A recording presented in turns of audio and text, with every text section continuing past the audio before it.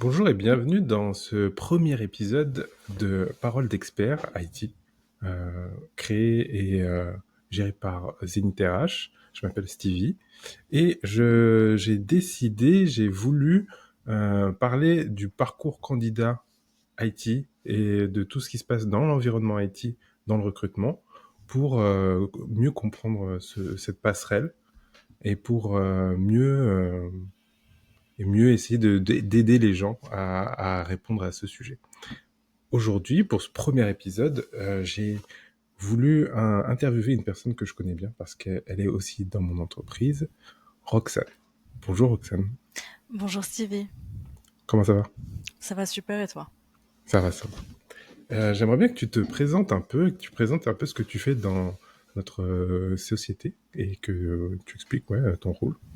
Très très bien. Mais comme tu l'as si bien dit, je m'appelle Roxane. Ça va bientôt faire 2 ans que je travaille au sein du cabinet de recrutement Zenith RH. À savoir que je suis tombée dans le secteur du recrutement un tout petit peu par hasard. Initialement, je suis issue de la formation de droit des affaires un peu plus précisément. Et puis j'ai entamé une carrière de juriste qui s'avère que ça ne m'a vraiment pas convenu. Et puis, au fur et à mesure de mes recherches, j'ai voulu un peu joindre mes compétences en droit du travail et, euh, et je dirais la volonté de pouvoir au quotidien échanger avec de nouvelles personnes. Et je suis tombée dans le secteur du recrutement, un peu par hasard, chez Zenith, qui a été d'ailleurs la société qui m'a donné la chance de pouvoir, sans forcément avoir, en n'ayant aucune expérience, entamer cette aventure. Et me voilà ici depuis près de 2 ans maintenant. Félicitations. Bien. Est-ce que tu pourrais m'expliquer un peu ce que c'est ton métier, quels sont les tenants, les aboutissants, qu'est-ce que tu fais au quotidien, comment tu vois les choses, etc. Bien sûr. Donc, il faut savoir que moi, au sein du cabinet Zenith RH, j'ai une casquette, enfin en tout cas, j'ai un rôle bien défini qui est sourceuse. Parce qu'il y a pas mal de recruteurs qui ont une double casquette en tant que sourceur slash commercial. Moi, initialement, après bon, forcément, ça se développera au fur et à mesure. Je ne traite que la partie sourcing. Donc, en quoi consiste mon métier? Je réceptionne des besoins clients, forcément que j'essaie de comprendre, définir, pouvoir les retranscrire au sein d'une description, puis pouvoir, une fois les descriptions publiées, aller à la recherche des profils adéquats et pouvoir les positionner par la suite chez nos clients. Donc bien évidemment, il y a tout un process entre la réception du besoin et le fait de positionner un consultant chez un de nos clients. Dans les étapes du process, on a les entretiens. Bien évidemment, on rencontre un nombre assez important de consultants pour pouvoir trouver le profil qui convient. Et forcément, il faut prendre en compte différents paramètres. On a les hard skills, bien évidemment, et les soft skills. Et puis, bien évidemment, une fois le consultant positionné au sein de notre client, en tout cas la société de notre client, il y a tout le suivi ouais, qui intervient par la suite. Ouais, t'as parlé de plein de choses. Déjà, est-ce que tu peux expliquer un peu c'est quoi les hard skills et les soft skills pour, euh, Bien, pour ceux bien qui sûr. pourraient pas ne pas connaître? Alors en réalité, les hard skills sont les compétences, les compétences dures, si on doit faire une traduction littérale, sur notamment, si on parle par exemple de compétences SAP, les compétences fonctionnelles, techniques que pourrait avoir un consultant sur là forcément on est en informatique, donc je vais parler de notions IT. Et puis les soft skills vont être, je dirais, plutôt le comportement et ouais, plus ou moins le comportement et la tenue du consultant, si je puis dire ça comme ça. Tout le long du process, qui sont des indicateurs assez importants, en tout cas pour nous recruteurs, pour savoir si ça peut être un bon fit euh, au sein de la société du client. Et du coup, toi, quels sont les soft skills qui te permettent de très bien fonctionner en tant que sourceuse? Qu'est-ce qui te permet de dégager, de trouver les bons candidats? Qu'est-ce que tu penses qui est pertinent? Je dirais dans un premier temps la réactivité des consultants. Ça passe par des choses qui sont peut-être bêtes de prime abord, mais le fait d'être à l'heure, d'honorer les Ah, je parlais entretiens. pour toi. Je parlais pour toi, pas pour les candidats. Comment, toi, en tant que sourceuse, tu te disais, Qu'est-ce qui te permet de trouver les bonnes personnes, etc. Comment toi tu Ah, te... alors, ce qui me permet de trouver les bonnes personnes, en réalité, je pense que ça vient aussi un tout petit peu avec l'expérience. Donc, on a des besoins plus ou moins similaires qui se présentent au fur et à mesure du temps. Donc, on arrive un peu à se faire une idée du marché, des consultants qui sont plus ou moins bien réputés sur certains outils, certains modules en question. Et puis, qu'est-ce qui me permettrait aussi de choisir un bon consultant, les échanges que je peux avoir avec les consultants, bien évidemment. Et Ah, mais du coup, tu veux dire que tu as de l'empathie, que tu as un bon à proprement, relationnel. ah oui, à Ouais. proprement parler, moi, en tant que personne, oui, je pense que j'ai un bon relationnel. En tout cas, c'est Mhm. quelque chose que on a tendance à souvent me répéter. J'arrive à vite créer du lien avec les consultants, d'ailleurs, ou avec d'autres personnes, bien évidemment, à l'extérieur. Mais je pense que, en tout cas, en tant que recruteuse, c'est quelque chose d'important parce que ça Mhm. permet d'instaurer une certaine confiance euh, avec mon interlocuteur. Et puis, je dirais un sens de l'analyse, pouvoir cerner et voir si, en tout cas, ce qui m'est dit et ce qui m'est raconté, bon là, on parle des compétences, bien évidemment, chez le consultant sont avérées ou pas. Mhm. Patience, parce que je pense qu'il en faut aussi. Et puis, euh, et puis, ouais, Oh, plus ou moins ça. c'est déjà pas mal, hein. Je vais pas commencer à beaucoup raconter des choses sur moi, mais bon, voilà quoi. Euh, c'est quoi un peu ton process pour faire ta recherche de candidat? Tu reçois un brief, tu reçois, ouais, tu reçois ton brief. Comment se passe ton process pour arriver au bon candidat? Alors, on a un premier échange avec le client. On essaye, Ah, voilà, c'est de toi qui fais toujours. l'échange? Tu fais partie Alors, du call pour l'échange? alors, je fais partie toujours du call pendant l'échange pour pouvoir bien cerner le besoin client. Je pense que mon responsable, hein, qui est David, ouais, trouve que c'est assez important que le recruteur puisse être présent lors de ce type d'échange. Donc, pouvoir poser des questions, notamment s'il y a des zones de flou. Et à ce moment-là, une fois que l'échange client est terminé, je fais un premier shot d'un descriptif que je pense convenir, en tout cas du moins de ce que j'ai pu déduire durant l'échange, que j'envoie au client pour qu'il me le valide. Et une fois que c'est validé par le client, à ce moment-là, je le publie sur les différentes plateformes sur lesquelles nous travaillons. Ok. Et puis, Et ensuite, comment ça se passe après tu, alors déjà, quelles sont les plateformes que tu utilises assez régulièrement? mhm. Et ensuite, comment tu fais? Tu analyses les CV? Comment tu fonctionnes? Alors, c'est vrai qu'on utilise plusieurs plateformes, surtout à l'ère du numérique et en tant que recruteur, on se doit d'être présent un peu de partout. Forcément, je vais parler de Freework ou Mhm. Turnover IT. Je sais que certains le connaissent sous un nom et d'autres sur un Mhm. autre. On utilise bien évidemment Indeed, enfin tout ce genre de tout type de plateforme de ce style-là. LinkedIn, bien évidemment. J'essaie aussi autant que je peux, selon les besoins, de faire circuler l'information au sein d'un réseau, hein, que je me suis créé maintenant avec le temps. Et puis une fois les descriptifs lancés et publiés, en général, j'ai pas mal de candidatures. Mhm. Donc bien évidemment, on regarde la candidature du consultant en question, on essaye de voir si les compétences conviennent. Euh, il se peut, hein, qu'on connaisse le consultant parce que ça, de manière récurrente, on est amené à échanger avec des consultants au fur et à mesure du temps et des besoins. Ouais, c'est un petit monde en fait. C'est vraiment un petit monde. C'est vraiment un petit monde, c'est le cas de le dire. Et puis, écoute, une fois les CV regardés, je contacte les consultants. J'essaye toujours de booker un entretien en visioconférence parce que je trouve que c'est important de pouvoir créer du lien Mhm. assez rapidement avec les consultants, même si on n'est pas forcément à envoyer le CV de ce consultant. Je pense que créer du lien en amont pour peut-être d'autres besoins qui seraient amenés à arriver par la suite, c'est toujours assez important pour que les consultants puissent nous connaître aussi, nous rencontrer, voir les personnes avec lesquelles ils vont potentiellement traiter. sur le besoin en question.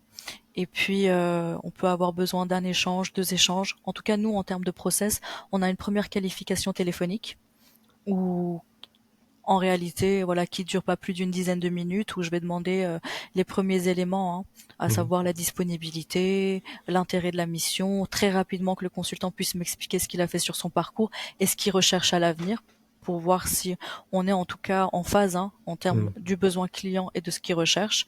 Et puis à ce moment-là, je l'invite à une visioconférence où on est un peu plus posé, on a l'occasion de rentrer un peu plus dans les détails de son CV, de son parcours, que moi je puisse lui présenter la mission plus en détail, lui parler notamment du client, et à ce moment-là, si tout converge, envoyer son profil au client, qui choisira ou non de le voir en Mhm. entretien, bien Mhm. évidemment. Oui, du coup, en vrai, c'est un process qui est assez rapide. Et j'aime bien l'idée que ce que tu dis de cultiver son vivier, parce que c'est pas tout le monde qui fait ça. Et c'est vrai que même nous, on a un énorme vivier de candidats qu'on essaie d'alimenter au quotidien chez Zenith. Du coup, c'est hyper pertinent que tu parles du fait de l'entretenir, de Oui, l'entretenir en continuant à parler, même à ceux où ça va pas aller forcément plus loin. C'est tout à une fait. bonne stratégie sur le long terme. Il y en a là-dedans. Grave.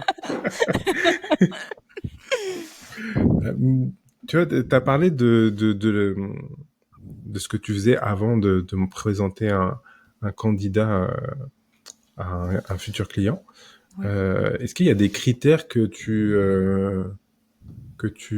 bloques forcément? Tu vois que par exemple dans les soft skills, il y a des choses que tu dois absolument retrouver. Si tu devais donner un conseil à un candidat qui voudrait travailler avec toi, qu'est-ce qu'il devrait faire pour Alors avant de répondre à cette question, tout dépend du besoin client. J'ai des fois, selon les besoins, surtout pour des postes assez stratégiques en tant que directeur, en tant que manager, besoin d'une personne qui puisse être peut-être assez souple pour pouvoir travailler avec le métier. Donc c'est vraiment une demande bien spécifique du client qui m'est faite en amont, d'avoir besoin justement d'un comportement bien en particulier du consultant. Donc je vais essayer de jauger ça avec différents comportements que je peux avoir durant l'entretien et en essayant bien évidemment d'être assez subtil, mais par exemple je vais poser pas mal de questions pour voir si la personne en face est assez pédagogue, Ouais, si elle est patiente. Ça va passer, tu sais, par des éléments très humains, très ordinaires, mais qui nous permettent, nous recruteurs, de voilà, de facilement évaluer la personne qui est en face. Moi, je me rappelle, j'avais une mission de chef de projet et il fallait absolument que la personne soit pédagogue en face. hmm. Donc, je posais bêtement la question au candidat de savoir qu'est-ce qu'un chef de projet. Et bon, 99% du temps, tout le monde se prêtait au jeu, mais il m'est arrivé un cas ou deux, on m'a dit bah un chef de projet, c'est un chef de projet quoi. Et Euh, donc voilà, c'était assez radical, surtout que pour des missions en type chefferie de projet où on a énormément de candidatures. Mais en réalité, la plupart des gens ont les hard skills. Donc à ce moment-là, moi, je vais me focaliser sur les soft skills. Et qu'est-ce que je pourrais donner comme conseil à un consultant? Bah, en réalité, je sais pas si je pourrais à proprement parler d'un conseil.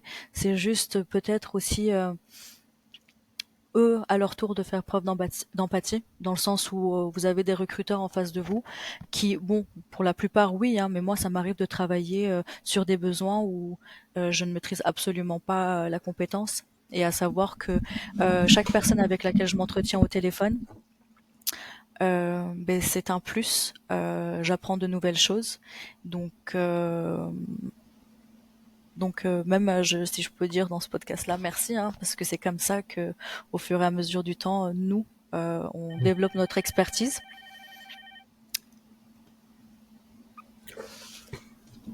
Ah ouais. il y avait pas de souci. Et oui, c'est ça le métier de recruteur. On nous appelle tout le temps.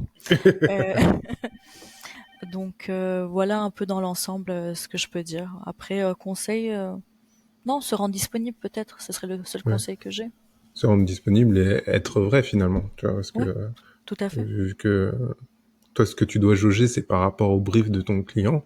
Ça sert à rien de faire semblant ou de pas montrer les bonnes enfin les bonnes soft skills justement. Tout à fait. Vaut mieux montrer comment on est vraiment et normalement ça se passera bien. Oui. Tu, tu nous as beaucoup parlé des candidats et pas beaucoup encore des clients. Et je voulais savoir comment se passait du coup ta relation client. Donc toi, des premiers contacts, t'es déjà là, vu que bien sûr. tu fais partie de la prise de brief. Ce qui est pas toujours le cas. Et j'ai parlé à pas mal de recruteurs où en fait ils reçoivent la prise de brief et ils savent pas du tout, ils peuvent pas communiquer avec le client.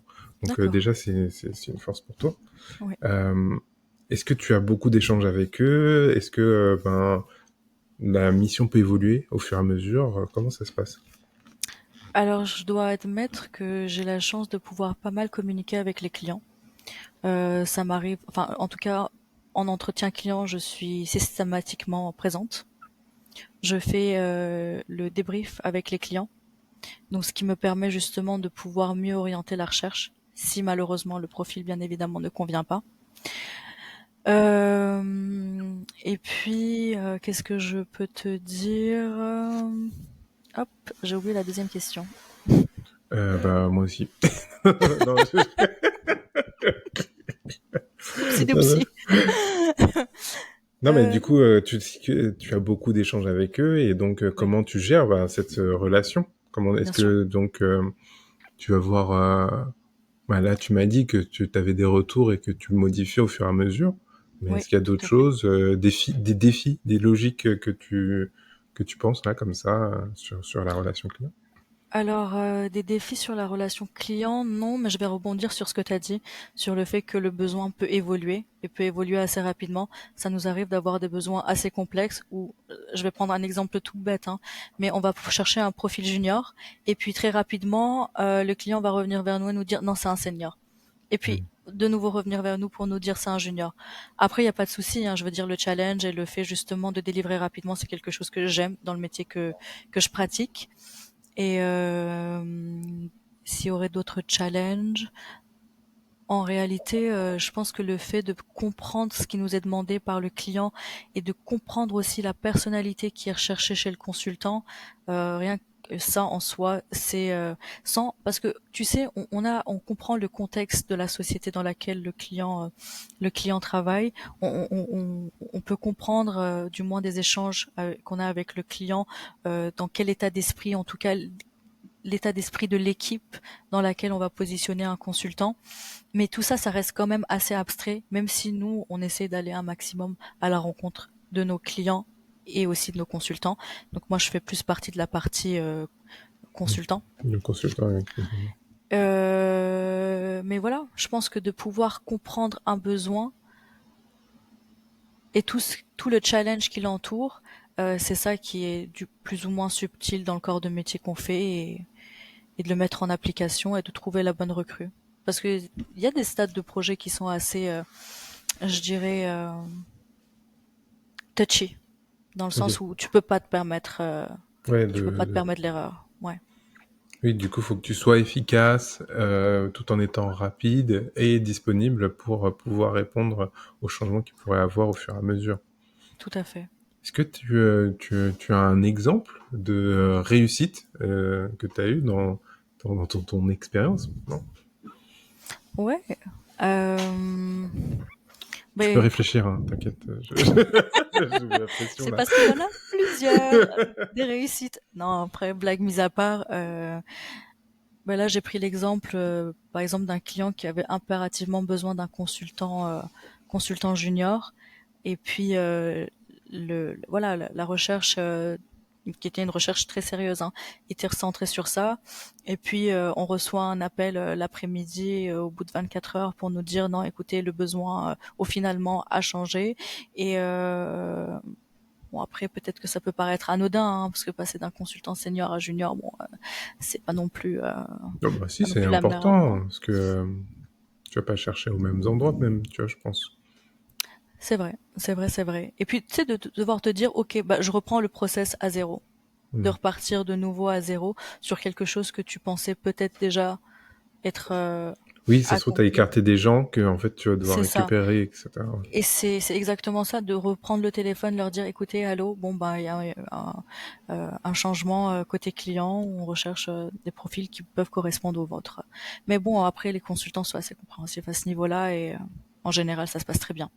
Bah, parce Donc que tu voilà, as fait ça un c'est bon un petit. relationnel, parce que tu as créé un bon contact avec eux, du coup, Ah ça c'est oui, c'est parfait. important. Ah oui, bien évidemment. Et même si on est amené à écarter des profils, ça se fait toujours dans le plus grand des respects, euh, la plus grande des empathies. Et je pense qu'eux aussi le comprennent. Hein, c'est le jeu du recrutement. C'est super. Est-ce que tu aurais un conseil à donner pour les candidats, d'abord pour les candidats, pour qu'ils se rendent plus attractifs, pour que toi, tu puisses les trouver plus facilement, par exemple? Mhm. Alors, en réalité, je pense que un des conseils que je pourrais avoir, en tout cas que moi j'aimerais être vue appliquer en tant que recruteuse, ce serait la disponibilité sur les profils LinkedIn. Qu'est-ce que Après, ça veut dire? je l'ai déjà vu chez certains consultants et je trouve que c'est une idée qui est juste géniale parce que forcément un des outils par lesquels on passe assez souvent, sur lequel on travaille assez souvent, c'est LinkedIn. Et puis je vois par exemple des consultants qui spécifient dans leur bio qui sont disponibles ou bien qui ne le sont pas, et s'ils sont en freelance ou s'ils sont ouverts ou pas, par exemple, à des opportunités en CDI. Je trouve que ça facilite la tâche, personnellement. Après, un autre conseil pour pouvoir mettre en avant les consultants, euh, qu'ils n'hésitent pas à nous contacter, parce que moi, en tout cas, personnellement, à titre personnel, lorsque je publie une annonce. J'ai pas mal de messages LinkedIn qui me sont envoyés et je pense que ce qui serait le plus facile pour traiter, après ça n'incombe qu'à moi bien évidemment, ce serait qu'ils postulent directement en m'envoyant leur CV, Ah oui, notamment d'accord. par mail. Ouais, parce que ça je le remarque assez souvent chez les consultants, c'est ils m'envoient je suis intéressé. Et j'ai pas d'autres éléments, j'ai pas de CV, j'ai pas peut-être une heure de disponibilité où je pourrais les appeler et pouvoir échanger avec eux. Donc ça fait partie des choses que en tout cas, je recommande peut-être aux consultants. Oui, en fait, c'est de faciliter la prise de contact le plus possible. Donc, soit d'abord par naturellement que quand on te retrouve, tu l'affiche en disant OK, il est disponible là et là. Et sinon, c'est quand il te parle la première fois, donner toutes les infos et pas être en mode je Ouais, suis intéressé. Mais c'est vrai qu'on se rend pas compte que, par exemple, tu vas recevoir 20 messages comme ça. 20 je suis intéressé, c'est ouais, c'est vrai, chronophage. Tu vois. exactement. Et qu'est-ce que tu dirais comme pour les recruteurs, du coup? Tu vois, pour les recruteurs comme toi, les sourceurs comme toi, qu'est-ce que tu donnerais comme conseil? Qu'est-ce que tu as appris de ces 2 longues années? Euh, Je pense que c'est un corps de métier où il faut vraiment s'armer de patience parce qu'on échange avec beaucoup de personnes, ne serait-ce que dans une journée. Alors, je te laisse imaginer si on doit faire le compte. Bon, moi, c'est que 2 ans d'expérience et il y a des recruteurs qui, j'espère, vont écouter le podcast, qui vont avoir beaucoup plus d'expérience. Ils vont dire, mais qu'est-ce qu'elle raconte celle-là? Mais en réalité, je pense qu'il faut avoir beaucoup de patience, beaucoup d'empathie, parce qu'à savoir qu'on a des gens qui sont en face de nous, qui, pour certains, je l'ai remarqué, hein, j'ai eu pas mal d'échanges avec des personnes qui travaillaient pas depuis un certain temps, des personnes qui non pas, j'ai pas envie de dire qui ont espoir en toi, mais au final qui ont besoin de l'opportunité que tu leur présentes. Et je pense que toute la démarche de suivi qui se fait, même si tu t'es pas amené à les positionner ou à envoyer leur profil, ben, il faut faire preuve justement euh, d'un comportement humain et de les tenir informés parce que moi j'entends beaucoup ça hein, quand j'échange avec pas mal de mes consultants. Moi systématiquement, après bien évidemment il peut y avoir des loupés, mais c'est assez rare, j'essaie de faire un retour pour leur dire que leur profil n'est pas retenu. Alors pour X raisons, bien évidemment, ça dépend du cas. Ah, Et on me t'expliques dit, pourquoi? Ou tu dis oui, oui, juste... Hmm. oui, oui, c'est juste que forcément, bon, chacun a son cas en particulier. Et on me dit, c'est rare qu'on nous fasse des retours. C'est rare qu'on nous fasse des retours. Et c'est vrai que je pense que c'est un élément qui pourrait nous démarquer, nous, recruteurs, à partir du moment où on prend contact avec une personne, qu'on lui parle d'une opportunité, de lui faire un retour. Si ce n'est même c'est négatif et c'est, tu sais, un email de 1 ou 2 lignes, parce que c'est quelque chose qui ressort pas mal, en tout cas des consultants avec lesquels j'ai échangé.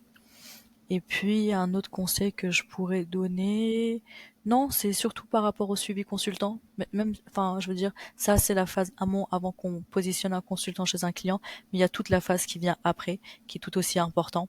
Moi, j'essaie en tout cas au maximum, bien évidemment, parce que ça dépend pas que de moi, mais des consultants, mais d'aller à leur rencontre autour d'un verre, autour d'un dîner, pour comprendre un peu les challenges, et ce qui nous permet de mieux euh, aussi appréhender le contexte client. Comme ça, s'il y a un nouveau besoin, moi, ça me permettra justement d'avoir une meilleure idée de l'environnement et de ce qui est recherché, un peu de comment aussi l'entente de l'équipe se fait.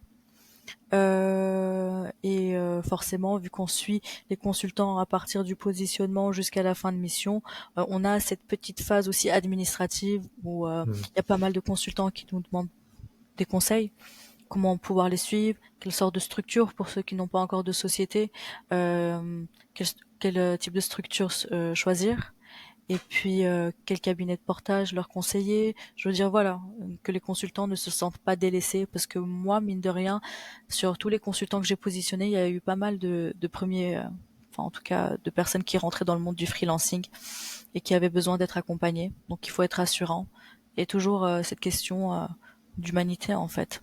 Ouais.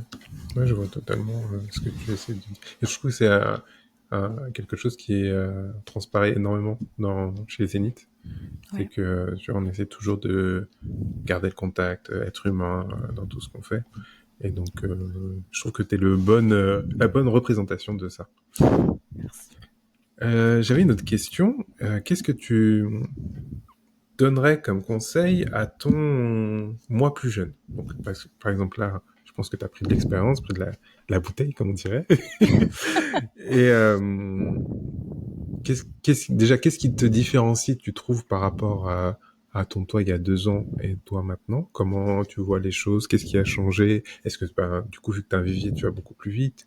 Ou est-ce que, je sais pas, c'est à toi de me dire. Alors, petite anecdote, je suis vraiment, mais vraiment pas dégourdie dans tout ce qui est l'informatique en général. Donc C'est là, drôle pour recruteuse IT. c'est ça, pour pouvoir me connecter et faire le podcast avec toi, j'ai pas mal galéré pour régler la caméra qui est toujours floue de ce côté. Je tiens à le dire aux gens qui nous regardent. Donc oui, c'est normal. Non, mais après, blague mise à part, j'ai été une personne qui avait pas forcément cette appétence pour l'informatique. Et c'est drôle de me dire, waouh, donc je suis quand même arrivée dans un secteur d'activité que je ne maîtrisais absolument pas, que j'ai réussi grâce aux consultants et bien évidemment grâce à l'accompagnement de David à monter en compétences, comprendre des enjeux sur des outils informatiques qui pour moi, waouh, ça n'avait strictement aucun sens. C'était du chinois au sens pur du terme. Et je suis venue dans le métier avec beaucoup d'appréhension, parce que déjà j'étais en train de me, comment est-ce qu'on appelle ça déjà? Ah, j'ai perdu le terme. C'était, j'allais dire une rééducation, mais ça n'a strictement rien à voir. Je changeais en Oui, tout. oui, t'as fait une réorientation. Exactement, une réorientation professionnelle. Donc j'avais pas mal d'appréhension de me dire, ok, bon bah je passe d'un secteur qui est assez rigide et assez froid. Enfin après, là est ma Ta conviction, hein, vision. ma vision des choses. Ça n'engage personne, bien évidemment. À un secteur que je ne maîtrisais absolument pas. Donc, et je pensais vraiment pas m'en sortir, hein. Honnêtement, je Ah pensais ouais? vraiment pas m'en sortir et ne pas comprendre ce qui est demandé. Et c'est fou de me dire que, ok, en 2 ans, ben maintenant, j'ai une telle maîtrise du sujet. J'arrive à distinguer si un consultant rentre plus ou moins, en tout cas, dans les compétences qui nous sont demandées par le client, et puis de pouvoir échanger avec des personnes sur des notions qui étaient vraiment waouh, waouh, waouh, waouh, waouh, très, très, très, Ça ouais, m'intéresse de fou savoir pour moi. comment tu as fait pour monter en compétence là-dessus. Est-ce que c'est surtout parce que tu parles souvent des consultants qui t'ont aidé à apprendre un peu plus, mais est-ce que tu as fait des recherches par toi-même? Est-ce que tu es allé sur ouais, ou est-ce que tu as fait des recherches par toi-même? Ou vraiment c'est une discussion de consultant en consultant avec David? Alors, il faut l'admettre, c'est l'aide en grande partie de David, qui dès le départ a pris le temps, hein, de m'expliquer. D'ailleurs, on a un petit tableau où il fait des petits schémas, où il explique. Et enfin, en tout cas, je trouvais ça très rassurant et ça m'a donné envie moi-même d'aller me former en parallèle Mm. et d'aller chercher. Parce que bien évidemment, hein, c'est très très sympa de son côté, enfin de sa part en tout cas, de nous apporter son expérience et sa connaissance, mais on n'a rien sans rien, donc bien évidemment, je partais faire des recherches, essayer de comprendre tout ce que ça impliquait, comment est-ce que fonctionnent les outils. Des fois, je vois même à l'heure d'aujourd'hui, je regarde sur Internet parce que on en parle à l'oral, mais une fois le système quand tu l'as en face de toi via des images ou des vidéos YouTube, tu te dis ah ouais, c'est quand même, ça peut être quand même assez impressionnant. Donc c'est ça que font mes consultants. Je trouve ça assez marrant. Et Mm. les échanges bien évidemment, hein, parce que en tout cas moi, les appels que j'ai avec les consultants, à 70% du temps, ils prennent toujours le temps, sans forcément que je leur dise, hein, Mm. ou que je leur demande de m'expliquer, vu forcément qu'ils parlent de leur expérience, que ça implique, comment est-ce que ils se sont formés, comment est-ce qu'ils sont montés en compétences, qu'est-ce qu'ils savent faire et qu'est-ce qu'ils peuvent faire et qu'est-ce qu'ils peuvent apporter aux clients dans ce cas de figure. Et puis à force d'échanger,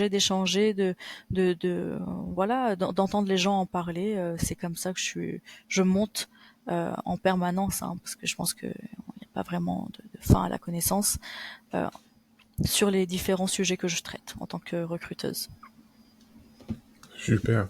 Mais je trouve que c'est bien parce que je trouve que tu mets vachement là, le côté relationnel en avant, alors que souvent les gens, enfin les recruteurs à qui je parle, recherchent des ressources, tu vois, des ressources qui sont froides sur comment récupérer des compétences. Et je trouve que c'est beaucoup plus vivant de faire de ta façon, tu vois, de favoriser le relationnel, mais de faire des à côté pour te former, comprendre ce que les gens disent, et toujours dans cette curiosité, tu vois. Je trouve ça beaucoup plus pertinent et beaucoup plus enrichissant peut-être, parce que du coup, tu es beaucoup plus à même de savoir les choses qui arrivent, en fait. Moi, je pense que la bienveillance, elle se ressent. Mm. C'est peut-être bête à dire, mais même au téléphone, quand tu es 10 minutes là à échanger avec un consultant, euh, je pense qu'il peut sentir, en tout cas, je vois pas, comme tu dis, ça, enfin en tout cas les consultants avec lesquels j'échange, juste comme une recrue ou un positionnement que je pourrais faire chez un client, c'est une opportunité professionnelle que je leur apporte. Parce que quand j'ai choisi ce corps de métier, bien évidemment, j'aurais pu me tourner vers bien d'autres professions, mais j'aimais l'idée de me dire, ok, ben, j'apporte une opportunité. J'apporte, bon, même si c'est du freelance, peu importe, hein, c'est une ligne Mm, sur le CV. On a des très beaux clients avec lesquels on travaille. C'est toujours de nouvelles expériences et c'est une petite aventure avec laquelle le consultant, en tout cas, la vie avec nous à nos côtés. On l'accompagne s'il a besoin de quoi que ce soit. Il sait qu'il peut compter sur nous. Donc moi, je le vois plus de cette manière-là que simplement une recrue en tant que telle ou un chiffre ou peu importe comment est-ce qu'on peut dire ça. Je pense que c'est peut-être ça qui fait la différence. En tout cas, je parle de mon relationnel avec les consultants et surtout ceux qui sont positionnés et qui travaillent avec nous à l'heure actuelle. Et, euh, et c'est ce C'est que une je voulais. forme de responsabilité envers eux, en fait, c'est ça? Oh oui, bien évidemment. Parce que, par exemple, je sais pas, après forcément, moi, on peut pas parler de nom, mais j'ai par exemple le premier placement que j'ai fait Mhm. en termes anecdotiques, c'était une jeune femme qui travaillait sur bref un outil informatique très niche et ce client en question recherchait une recrue en CDI. Et c'était vraiment pas évident de retrouver une personne qui veuille faire du CDI. Et le fait d'avoir pu trouver cette personne qui cherchait du CDI sur le même périmètre, sur le même outil, lui a permis, in fine, d'acheter l'appartement dont elle rêvait. Ah. Tu vois, donc ça va beaucoup plus loin Mm. que un simple positionnement. Tu arrives à aider d'une manière ou d'une autre. Bon là, ça paraît un peu très utopique ce que je raconte, mais ça arrive. Il y a des cas de figure comme ça où les gens ils concrétisent leur projet grâce en tout cas au job que tu as pu leur apporter. Donc je trouve ça beau. L'aspect humain, c'est toujours très sympa. Ah ouais, moi je suis très fleur bleue, hein, il faut savoir les gens qui m'ont écouté. C'est pas elle est folle, non. Pas du tout. Je suis sûr que les gens vont adorer ce podcast. Euh, on va mettre bientôt fin à ce podcast. On a passé une trentaine de minutes ensemble. Je sais que tu as beaucoup de choses à faire. Du coup, est-ce que tu as un dernier mot que tu aimerais laisser à tous ceux qui nous écoutent? Un message sur le métier, comment tu le vois? Est-ce que tu as quelque chose à dire? Bah, je pense que ça va reprendre un peu ce que je viens d'aborder comme sujet. Je trouve que recruteur, c'est un très beau métier parce qu'en général, je regarde bien évidemment un peu ce qui se dit sur Internet, les échanges qui se font, un peu les dits qui se font entre recruteurs, entre consultants. C'est un corps de métier qui, malheureusement, n'est peut-être pas forcément toujours bien vu par certains consultants qui nous voient comme une sorte de compétition indirecte. Mais je pense que c'est primordial de savoir que on dépend les uns des autres, qu'on apporte des opportunités les uns aux autres, et que en réalité, je trouve que c'est un métier que je n'aurais jamais soupçonné aimer. J'aurais jamais soupçonné, en tout cas, tenir aussi longtemps. Et je pense que je suis partie pour un bon bout de temps. Et et en tout cas qui viennent et qui n'hésitent pas justement à transmettre leur CV via notre site internet, notre application, ne serait-ce qu'on échange pour voir si à l'avenir on a des opportunités pour pouvoir travailler avec eux et qui voient un peu la différence que nous on peut faire en tant que cabinet de recrutement comparé à nos concurrents. J'ai une dernière question que je pense en t'écoutant. Qu'est-ce que tu préconiserais pour soigner un peu la relation consultant-recruteur? Tu vois, parce que tu dis que souvent, tu vois les côtés négatifs, enfin, le côté négatif qui est mis sur Internet. Bon, c'est ça qui fait plus de vues, mais Bien évidemment. C'est le jeu. Peut-être être un peu plus à l'écoute. En tout cas, moi, quand je sens une réticence de la part d'un consultant avec lequel j'échange, c'est de comprendre d'où est-ce que ça vient, s'il a une mauvaise expérience par le passé, et comment pouvoir corriger le tir et lui montrer que une mauvaise expérience, ça ne définit pas tout un parcours. Et je pense qu'ils le verront et qu'ils le voient, hein, de par le suivi qu'on apporte. Et le suivi, ça passe par bien des aspects. Et bien évidemment, je pense la sincérité dans la démarche parce que ok, c'est du business. Je comprends que business is business, mais à côté de ça, si j'ai choisi ce métier, c'est parce qu'il y a une dimension très humaine. Et moi, je joue beaucoup sur ça. En tout cas, moi personnellement, c'est non pas une technique parce que c'est très sincère. C'est une démarche qui est sincère, mais euh, mais je pense il suffit juste de trouver la bonne personne. Bon, bien évidemment, c'est toujours pour un laps de temps défini vu qu'on parle d'opportunités freelance et ne serait-ce que même des besoins en CDI. Mais voilà, ouais, c'est à peu près. c'est un beau message de fin. Je te remercie d'avoir pris ce temps avec moi. Je retrouve tous les auditeurs qui seront là dans 15 jours, parce qu'on sort un épisode tous les 15 jours. Et je te remercie encore de m'avoir accordé un peu de temps. Mais merci à toi, Stevie.